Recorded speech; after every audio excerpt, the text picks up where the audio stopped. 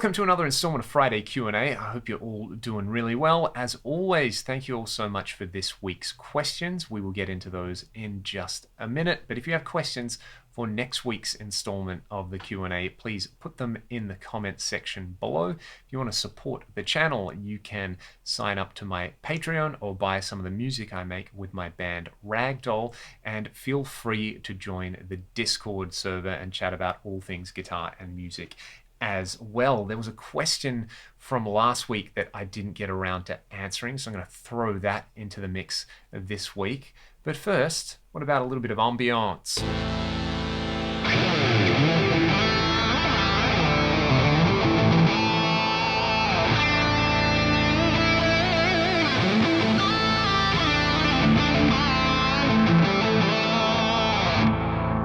Can deal with this. This is a nice big thick A minor chord. I'm using my FM3 for all of this at the moment, which just got a firmware update. I did a video about that a little earlier that you can go and check out. This question comes from Ben Peasley. Is it possible to plateau out with your playing? And are there any remedies for that? Ben mentioned that he was trying to play Technical Difficulties by Paul Gilbert, which is a monstrous tune. Trying to take that one on can definitely make you feel like you're no good and rubbish at guitar, no matter what level you're at. But I have two suggestions because I think you can definitely work around this. One is organizing your practice. It's really kind of obvious when you start doing it, but keep stuff like a practice journal, keep track of your top speed you're playing at when you're practicing things to a click track. And in general, when you go into a session, try to go in and practice something really intentionally. I think that really helps. Second, if you can find a good local guitar teacher, or you can, sign up to something like Troy Grady's Cracking the Code, try to get somebody who can objectively look at your technique and suggest ways to streamline it. You don't have to go and completely relearn how to pick a string or anything like that, but it could just be a simple little tweak you can make to your playing. I think everybody is looking for the one thing that works for everybody when it comes to, improving or getting past a plateau. But in reality, it might be one thing, it might be a whole suite of things, but that's going to be different from player to player. Nevertheless, I'm confident in you, Ben. You can go and you can get Technical Difficulties up to speed. 2021 is your year. Another one as well from Jim, Solar Guitar Studio. Most of you would be aware that the big fat fluffy cat Skanky Boy recently passed away, and we still have his daughter right there on the chair. She was making a bunch of noise before, and that was a little bit of a sad thing because obviously they've spent their entire lives together. He was at least 16, and I think she's turning 16 very soon. So she seems kind of happy chilling in here. She's been spending a lot of time around me and my wife recently, which has been really nice for us as well. So yeah, having cats in pairs, or we originally had a trio because we had Skanky Boy, we had another one, Tibby's mum, Janice, and then we had Tibby, and they all just kind of showed up one day and they didn't leave basically. So yeah, shout out to anybody there with fluffy friends, because they are very much part of the family. All right, let's get into this week's questions. Apologies for taking an extra week to get back to the two people who asked questions last week.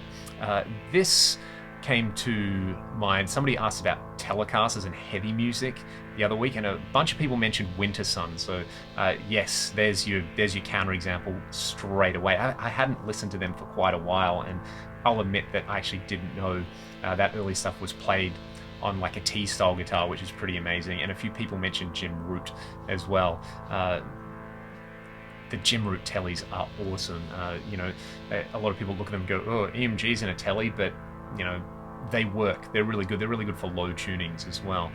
So let's get into, that was just an observation as well. Alrighty, where are we at in these comments? I'd like you to comment about your signal path through your apps in your computer, explaining how you use a DAW and so forth. That one is from Edgar. Well, at the moment, I just have my FM3 making a drone, and it is going via SPDIF into my Apollo interface, and that's being recorded into Pro Tools. I'm not doing any processing with it at all, except for just kind of, I'm going to turn it up and down so you can hear my voice a little bit better when I cut the video together. But I would be more than happy to put a video together like that about how I produce the audio content of these videos. I will try and get that one done this month. Great suggestions. We are at, this one I've been waiting to answer for a while. Do I know Michael Videlli from Videlli? He's from Perth and he toured a lot in Germany. We toured with Videlli, and I know Mick well. He's very much a local legend. Amazing guitar player. If you get a chance to see them live, it is incredible. One of the best blues players and singers on the planet, in my opinion. He's just one of those people that, you know, Mick's kind of like old school, where he's just been gigging basically since he came out of the womb, and it really, really shows. And we had an amazing time touring with them back in 2016 and got to hang out for a couple of days in Hamburg. Shout out to everybody at Cowboy und Indianer. What a really, really fun place to hang out there, and to all the Hamburg crew. It's kind of cool to see that pop up in the comments. All right, we have another question. When writing songs, does the singer write the lyrics first, or do you come up with riffs and phrases, then put the lyrics to the same stuff? We normally write a lot of the music first, and then we'll work on melodies, and then we'll work on lyrics. Good counterexample to that, though, would be the Ragdoll song Shine, where that was a vocal melody and a hook that was kicking around for a long time, and then I forgot about the song. I had it on like a backup iPod. I listened to it on a flight coming home from a tour, one flight and one tour, whenever that was, and I was like, I need to finish this song, and I ended up writing the rest of the music around it. But that's kind of an exception to the rule. And do we do jam sessions without singing? Yeah, a lot of the time we'll just crack riffs together, and even when rehearsing, a lot of the time we just want to focus, because we're a trio as well. Sometimes you just want to really focus on being tight as a band. Alrighty, this one is from Ben Caffrey. Let's hear a new chord before we get to Ben.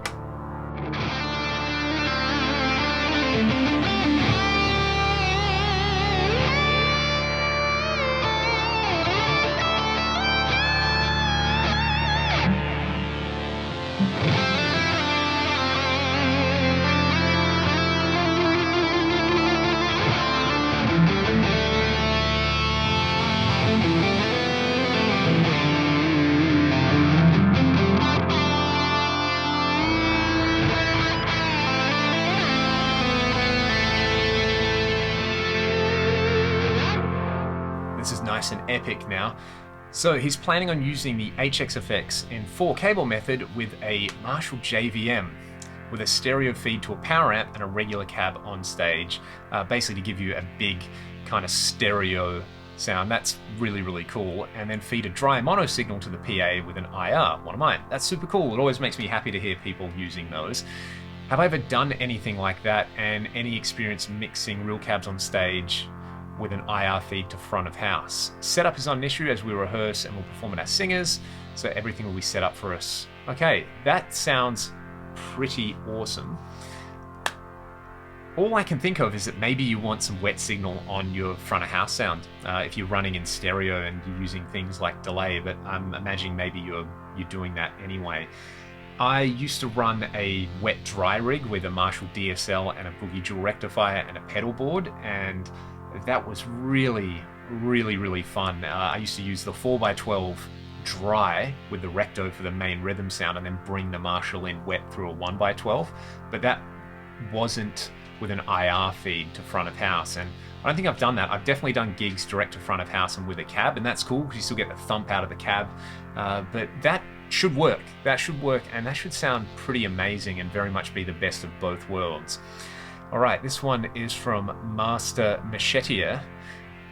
Hey, how do you go about finding a cab and a power amp to use with the FM3? Depends if you want to go rack setup or pedal board setup. The Matrix GTs are fantastic, and the Seymour Duncan power stages are very popular at the moment, so look into those too. This one comes from Mr. Tinker Train. Thoughts on Alnico 2 humbuckers for metal high gain rock? I have A2s in my Burst Les Paul, and that actually sounds phenomenal at high gain. It's really nice and crisp and clear, but I did have them in a different guitar before, and they kind of struggled. So I think it's more the whole system as a whole and less about the magnet and more about the combo in there. So good question. I mean, swapping magnets is really easy in pickups, so that would actually be a pretty interesting video for anyone who wants to do it.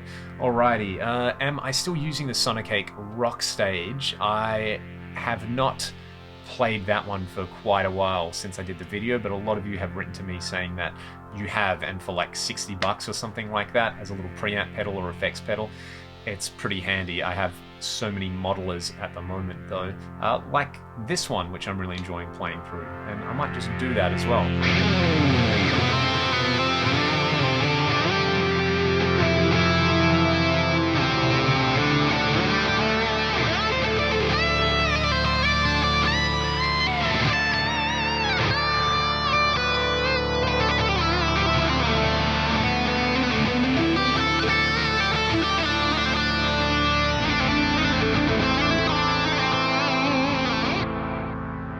Let's get on with some more questions. Alrighty, this one comes from De Gainsen. I just bought a JVM 410. If you ever come to England, you can borrow it. I'll take you up on that if I ever get a chance to come to England. It might be a little while off though. Alrighty, question for next week from Michael Parkinson. Does the FM3 handle the gap between scenes and or presets as well or better than the AX8? It is a bit quicker than the AX8 in my experience, but because there's one amp block, I like to use things like modifiers and scene controllers to get seamless switching out of the amp block, very much like the AX8. Again, once you kind of get the workflow of scene controllers, I find them really, really handy and really customizable. So if you're familiar with it on the AX8, the same kind of thing applies on the FM3. With that voice, you should start a second channel reading Australian children's books. That would be the way to go, I think. Alright, where are we at? Where are we at? This one's from Andrew Miles. I'm starting my own career partly through YouTube. Well done, Andrew. Feel free to post a link to your YouTube channel as well, depending on what it's on. I would love to check it out, especially if you're spreading musical knowledge. It's a great time to be doing that. Question for next week from Jesse Nicholson. Well, it's next week, Jesse, so let's do that. With all the glorious rack gear, I have to ask when you're going to cover some Queensryche. And the tones on Della Brown are indeed amazing, and they're some of my favorite clean sounds. So that would be a cool recreation, I think. Queensryche's Empire album is top 10, absolute god tier album for me. Alrighty, where are we at? What's your opinion on Rose Tattoo? Do not mind a little bit of the tats. We played with them back in 2018, actually, and the current lineup still sounds pretty smoking. You know, they are kind of like a staple still of a lot of Aussie rock. And Di Pritchard and Bob Spencer on guitar, absolutely primo.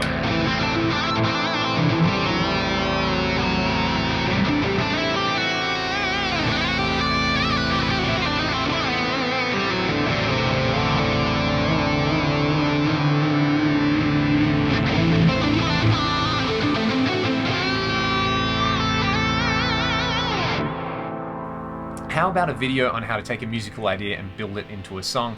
I feel like it did something like that recently, but you know, I am all down for those kind of things. So that one goes on the list along with the kind of signal flow video as well. Thank you for the question, Eric, and thank you for your support over on Patreon as well.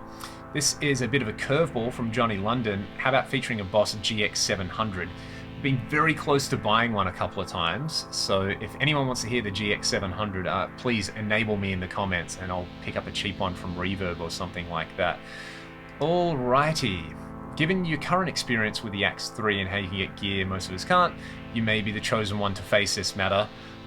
Not the chosen one, I'm just a naughty boy, to paraphrase Monty Python. The Axe as a studio processor versus classic rack effects. I think with the firmware support, with the computer editor, with stuff like you're hearing in the background at the moment with the synth block, you know, the stuff you can do with the Axe effects, you know, it sounds you can make it sound really real like an amp, but it can also sound unreal. You can make it more expressive than an amp. You can do things with effects that you can't really do with a bunch of the older rack effects, bar the ones that still sell for more than an Axe FX 3. So yeah, in my opinion, if you kind of want the ultimate studio tool for guitarists at the moment, that is probably the one to go for. Alrighty, let's see. There's still a few little questions right here. What do I do for a warm-up routine? Home or gig, the same? At home, I will just start playing and get a sound I like, kind of like here, and I'll just start, you know, to me it's just time, playing for 15 minutes straight or something like that. At gigs, I don't really warm up because normally it's get in, set up, do a line check, get straight on stage and jump around. So I try to make gigs a little bit of a cardiovascular workout to warm up my entire body on there. Which budget modeler has the best Plexi Sim? Before I get to that,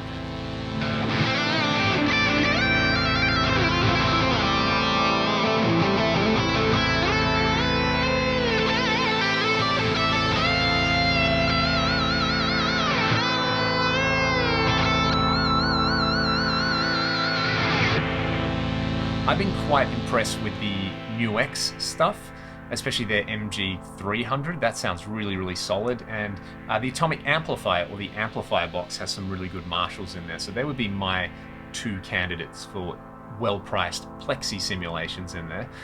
If I had to use a physical amp and cab for gigs, what would I use one to do it all? Definitely a Mark series, just Mark IV cabinet, you know, give me an H9 or something like that, and I am good to go. My back is probably not good to go with that kind of setup though. Alrighty, we have two more questions before we go. Have I ever tried a DV Mark multi-amp? I haven't. Didn't Frank and Barley have like a signature DV amp or something like that? Or Greg Howe? Somebody, one of those absolute fusion beasts. And Ryan plays a Mark bass, well, was playing through a Mark bass cab for a long time. So yeah, are Mark bass and DV Mark the same, or am I just crazy? And one last one, have I ever played a Strandberg? I played one in Japan and was very impressed. I think it was a 7-string. I was pretty impressed with that thing.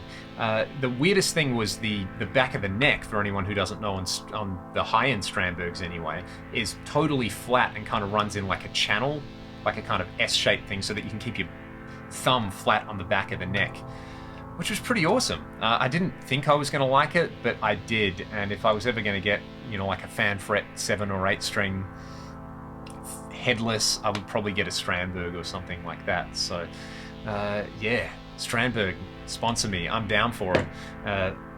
He says as he hits the headstock of his guitar. See, the headstocks are getting in the way. So yeah, I'm going to play some more guitar. Thanks for tuning into this Q&A. If you have questions for next week, of course, let me know in the comments. I will do my best to get back to everybody, even if it's a week or two late. Stay excellent.